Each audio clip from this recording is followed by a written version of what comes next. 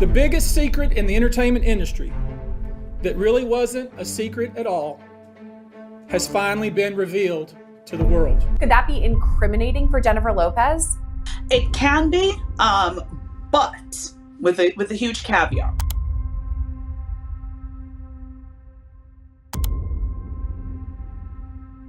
Russell Simmons was one of his mentors too. What is Russell Simmons going through? He's going through women saying that he was abusive, women saying that they raped him, women saying that he. Could the Diddy case be the one to finally turn Hollywood upside down?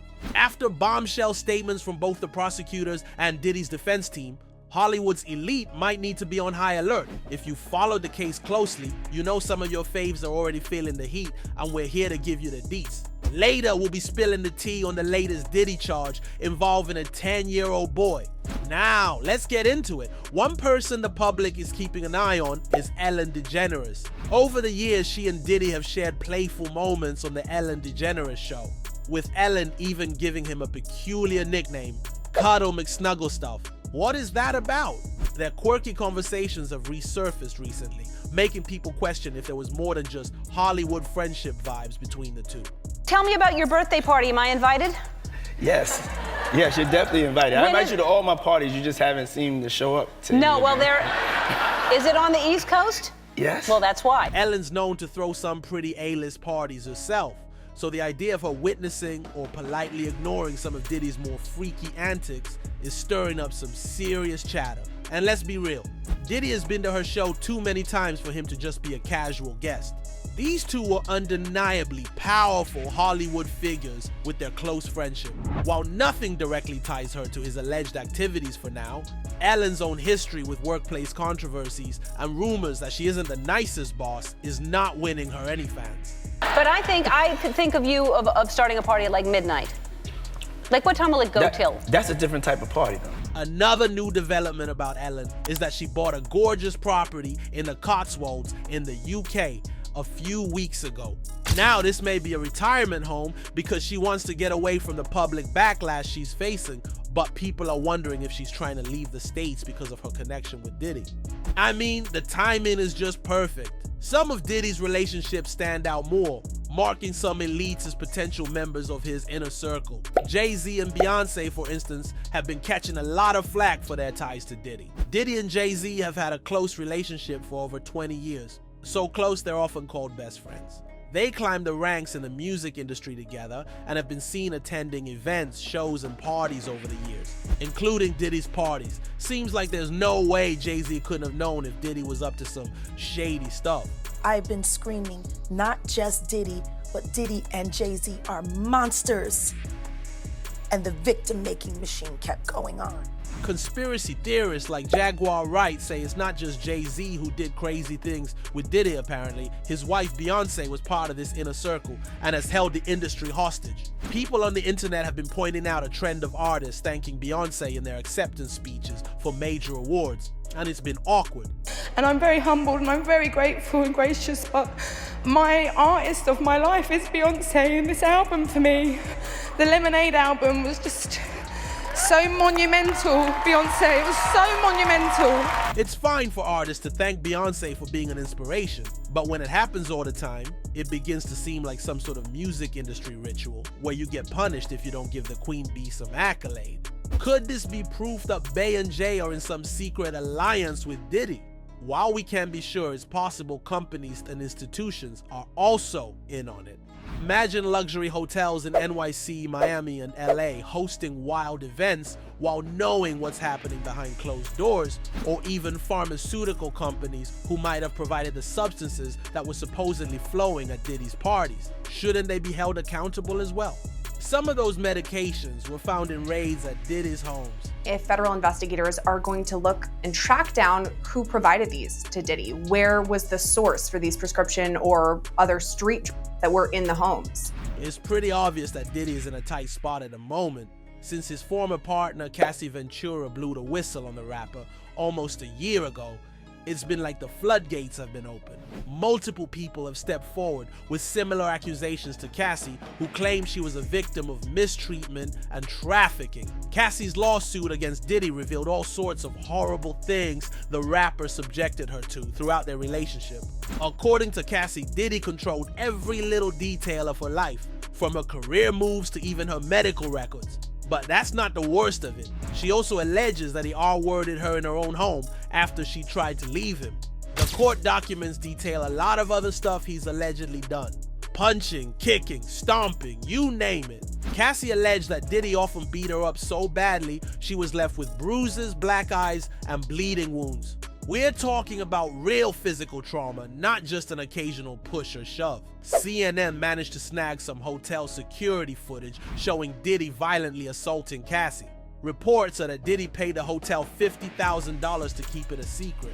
In response to that video, Diddy came out with an apology saying he was disgusted when he did it, and disgusted now. He also claimed to have gone to therapy and rehab. With this apology, Diddy seemed to be framing the video as a one-off when Cassie had said otherwise. I take full responsibility for my actions in that video. I'm disgusted. I was disgusted then when I did it, I'm disgusted now. Diddy settled with Cassie, but the situation has only spiraled since then. At this point, it's obvious he is desperate and may even spill on his party guests to avoid spending a long time in jail. There's really no deal that the U.S. Attorney's Office can offer, and it's certainly not one that Diddy will accept. It would involve decades in federal prison. We're talking about mandatory minimum sentences of 10 years for both the charges and the trafficking. Despite all of this, Tony Busby, the prosecuting attorney who's in charge of Diddy's case, is probably not going to let him get off with little jail time. He's not only gunning for Diddy, he's also going after A-listers who may have attended the party, so we're expecting to see some names dragged into this lawsuit. I expect that through this process, many powerful people will be exposed. Many dirty secrets will be revealed. In his statement, Busby explained that more than 3,000 people reached out, claiming to be victims of Sean Diddy Combs. After carefully looking into their stories, his team is now representing 120 people who are ready to take their claims to court. Busby's team has also obtained recordings, documents, and electronic files spanning years, providing a window into Diddy's life behind the closed doors of his parties. The FBI and other agencies are working alongside Busby to piece together potential links between these videos and the allegations from survivors. Some victims have spoken about the footage and further confirmed that these videos are authentic, adding weight to the idea that digital evidence could show far more than Diddy intended to be made public. It's not like Diddy was the only one in his party, so he probably won't be the only one shown in these videos. And you should know, to the extent the clients feel comfortable, we also intend to make these individuals available to the authorities, specifically to the FBI. It's like Busby said, the biggest secret on the entertainment scene wasn't even a secret at all. There have been silent accomplices, enablers who let Diddy's actions slide, and Busby says his team is gonna follow the evidence wherever it leads, no matter who it leads to. So watch out, Hollywood. Interestingly, all of this is coming from someone who isn't your average lawyer. Busby's practically a legal superstar. The New York Times even dubbed him one of the most successful trial lawyers in Texas. We've handled over the last 25 years some very big and very important cases. I believe that this one may surpass them all. Despite the other high-profile cases he and his team have been involved in, Busby believes the Diddy case might be the biggest yet, and this is why. The Diddy trial has the potential to do what the Epstein case and a slew of other scandals could not do to Hollywood. Epstein opened our eyes to the dark side of Hollywood. A-listers and a 1% of the 1% flying to his island via private jets for lavish parties, where underage girls who were trafficked were exploited further. Do you know how crazy that sounds? Yet besides Epstein, who apparently unalived himself before the world could learn the whole truth, and his partner Ghislaine Maxwell, everyone else got away. Whoever they are, they're still rich, powerful, and influential, almost as though they're getting rewarded for their nasty deeds. Traffic them to these rich oligarchs and whatnot. And I was like, what happened to them? What happens to those people? Where's the list? For decades, Hollywood has been a playground for the elite, where the rules don't seem to apply. We've heard about a handful of scandals involving people like R. Kelly, Harvey Weinstein, and Bill Cosby. But with how much the industry brushes under the rug, who knows how many more secrets are lurking behind the glitz and glam. Thankfully this time, victims aren't scared of stepping forward. People who wouldn't otherwise, for a variety of reasons, are now stepping forward to make their voices heard and to pursue justice. A woman who accused Sean Diddy Combs and his friend Aaron Hall of rape in a November lawsuit filed an amended complaint, which reveals she was a 16-year-old minor when the alleged assault occurred. Liza Gardner claims she was coerced into sleeping with Diddy back in the 90s. She was allegedly invited from North Carolina to New Jersey and stayed in housing reportedly provided by Uptown Records under MCA and UMG. According to Liza, things took a dark turn at an MCA event in New York, where she and her 15-year-old friend Monica Case were given alcohol and substances by Diddy and a friend. Later that night, she claims she was assaulted by both men at the apartment. The suit also claims that Diddy turned violent days after the alleged assault and allegedly assaulted and choked Gardner until she passed out. Then there's Joy Dickerson-Neal. According to Joy Dickerson's lawsuit, what began as an exciting dinner date with Diddy, who was already a massive star, quickly spiraled into a nightmare. Dickerson, who was a psychology student at Syracuse University who had just appeared in one of his music videos, says that after dinner, Diddy insisted they go to a recording studio. Once there, she allegedly began feeling disoriented, suspecting she'd been drugged. Unable to stand or walk, Dickerson claims Diddy took her to another location where he assaulted her and, even more disturbingly, recorded the assault to show others. Just 2 weeks ago, 7 new anonymous lawsuits were filed against Diddy in a federal court in New York. 4 men and 3 women accused the rapper of assault at various parties in hotspots like Los Angeles, New York, and Las Vegas. One of them was only 13 when the alleged assault took place. Now let's get into the long-awaited story of Diddy's latest charge involving a 10-year-old at the time of the incident. The suit filed in the Supreme Court of the state of New York is the latest from attorney Tony Busby. The lawsuit didn't include the name of the alleged victim, so he's referred to as a John Doe. He was a boy with talents who wanted to become an actor or a rapper. In an attempt to help their son's career aspirations, the boy's parents hired a consultant who recommended they fly from their home in Los Angeles to New York to meet with music industry figures. What should have been the opportunity of a lifetime turned into a nightmare for him. According to the lawsuit, while he was supposed to be auditioning for Diddy, the boy was taken to a hotel by the consultant to rap with the music mogul alone. Diddy then told him he could make him a star and asked him how badly he wanted it. He said he would do anything. This is the obvious response of a 10-year-old boy because he didn't know that the answer could imply anything sexual. He was then given a soda laced with by one of Diddy's associates. He started feeling funny and Diddy allegedly told the boy to move closer to him and pushed him down. He lost consciousness after this and was allegedly assaulted by the rapper. The boy's body parts hurt when he woke up, and the lawsuit claims that Diddy himself threatened the boy, promising to harm his parents if he dared to speak about what had happened. After that, he suffered from severe depression and anxiety, which left him hopeless and fatigued. How has Diddy responded? He's busy fighting to get bail so that he can await his May 5th trial in his home instead of in jail. He's been in jail after federal agents launched an investigation and raided his homes. On Monday, a grand jury indicted him on multiple federal charges, including racketeering conspiracy, trafficking by force, fraud, or coercion, and transportation to engage in prostitution. Yet even as the accusations continue to pour in, Diddy's denying everything.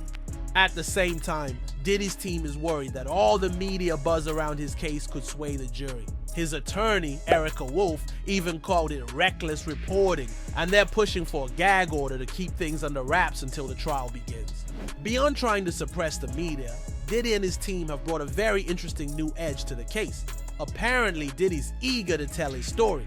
I don't know that I could keep him off the stand. I think he is very eager to tell his story. Defense lawyer Mark Agnifilo says Diddy will lay everything bare, including what's been caught on video. Since that has come out, theories have been flying about what Diddy's goal might be. Some onlookers like Joe Rogan in a podcast episode shared that they think Diddy might be ready to drop names, because his back's against the wall, and if he's going down, he's not going alone. Diddy has been seen with stars like Leonardo DiCaprio, Kevin Hart, Will Smith, Paris Hilton, Kim Kardashian, and even sports legends like LeBron James and Floyd Mayweather. Prosecutor Busby thinks a lot of celebs know way more than they're letting on, and he's set on taking down Diddy's complicit network of enablers. As for Diddy's lawyers, they've been saying that Busby and his team are just on the hunt for a high-profile win and have made the rapper their target. The legal team is ready to fight tooth and nail with an aggressive strategy. Their goal is to counter the flood of allegations Diddy is facing. They're challenging every shred of evidence tossed their way and questioning the motives behind it. One of their main points is that, unlike notorious figures such as R. Kelly or Jeffrey Epstein, Diddy's case doesn't involve minors, which they believe sets him apart. What about the lawsuit from the person who says they were 10? Our youngest victim at the time of the occurrence was 9 years old. According to Busby, one client was 9 years old at the time of the occurrence. Two others were 14 and 15 respectively. In total, Busby says 25 of 120 victims in these cases were minors when it happened, and we can't wait to hear what he reveals next. Separating Diddy from other assault scandals seems to be a key part of the narrative his team intends to push ahead of the trial, where he will supposedly bear it all. Wondering what that might look like. Here's a clue. It's almost like Diddy's team is trying to say, sure, he might live a controversial lifestyle, but come on, that doesn't make him a criminal. He believes he's innocent. I believe he's innocent, and we're going to fight this case with all of our might. It's possible that when Diddy takes the stand in May 2025, he's going to speak along those lines, saying his actions were morally questionable, but there was no actual law breaking. Another angle of the strategy Diddy's team is using is accusing the feds of racial profiling. That's right, Diddy's team is pulling the race card. Agnifilo says the feds are just looking to take down Diddy because he's a successful black man. Agnifilo made a bold claim that Diddy is the target of a federal agenda, specifically trying to bring down powerful figures in the black community. But by speaking up, says the team, Diddy wants to show that a black man can fight back in federal court without being pushed into a plea bargain. Diddy reportedly desires to clear his name, even if it means laying bare some uncomfortable truths about his personal life and business dealings. Let's talk about who's leading Diddy's legal team. Mark Agnifilo. For Agnifilo, this isn't his first rodeo with a muddy name or even Diddy's name. He was part of the law firm that represented Diddy back in 1999 when he faced weapons charges after that infamous New York nightclub incident. So this is sort of a reunion for Diddy and the criminal defense lawyer. Agnifilo's client list reads like a who's who of notorious cases. Agnifilo became a nationally recognized expert in sophisticated criminal prosecutions and the RICO statute, the very same statute that Diddy is now charged under. He represented Keith Raniere after his so-called self-help group. NYVM was exposed as more of a cult where Raniere exploited his followers using mind games and even branding his initials onto some members. Though his client was convicted and sentenced to 120 years in prison, Agnifilo's reputation for taking on high-stakes, controversial cases only grew. Interestingly, he's not the only hotshot addition to Diddy's defense team. Legal giants Anthony Rico and Alexandra Shapiro have also been brought onto the team to defend the rapper. The bottom line is that Diddy doesn't seem to be taking any chances. Bringing in a lawyer like Agnifilo might mean he's ready to go all in on this defense. But here's the kicker. Agnifilo's clients haven't exactly had the best outcomes. He may be taking on these cases to build an impressive resume because he has not been successful in securing bail for Diddy. Is this a sign that Diddy's case might not go as he hopes? Or will Diddy go the Hollywood way and slip out of this tight spot as usual? What do you think? Let us know in the comment below.